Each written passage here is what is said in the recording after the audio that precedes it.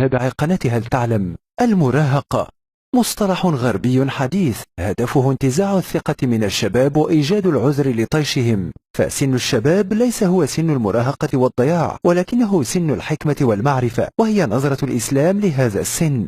هذه لائحة لبعض شباب الأمة الإسلامية عبر التاريخ الذين تميزوا في فترة سن الشباب. أولا، محمد الفاتح كان عمره 22 سنة، فتح القسطنطينية عاصمة الدولة البيزنطية التي استعصت على كبار القادة حينها. ثانيا، عبد الرحمن الناصر كان عمره 21 سنة، عصره هو العصر الذهبي في حكم الأندلس، وقد قضى فيها على الاضطرابات وقام بنهضة علمية منقطعة النظير لتصبح أقوى الدول في عصره حتى تودد إليه قادة أوروبا. ثالثا، عتاب بن أسيد ولاه النبي صلى الله عليه وسلم مكة وعمره 18 عاما. رابعا، أسامة بن زيد كان عمره 17 سنة، قاد جيش المسلمين مع وجود كبار الصحابة رضي الله عنهم كأبي بكر وعمر ليواجه أعظم جيوش الأرض حينها.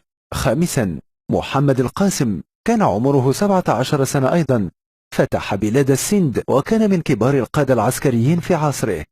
سادسا، سعد بن أبي وقاص كان عمره 17 عاما، أول من رمى بسهم في سبيل الله، وكان من الستة أصحاب الشورى، وكان الرسول صلى الله عليه وسلم يشير إليه قائلا: هذا خالي فليرني كل امرئ خاله.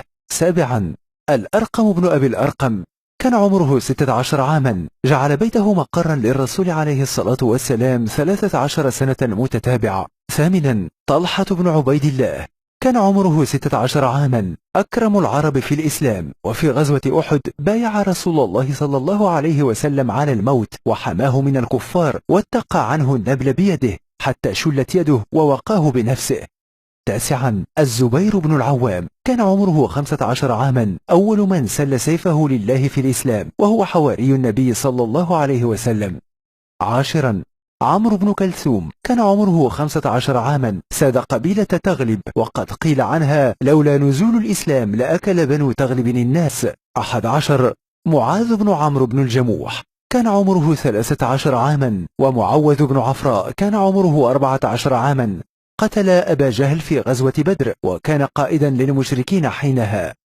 12، زيد بن ثابت كان عمره 13 عاما، أصبح كاتب الوحي وتعلم السريانية واليهودية في 17 ليلة، وأصبح ترجمان الرسول صلى الله عليه وسلم، حفظ كتاب الله وساهم في جمع القرآن. إذا بعد كل هذا، أتعتقدون أن سن الشباب هو سن المراهقة والطيش؟ والسلام عليكم ورحمة الله وبركاته.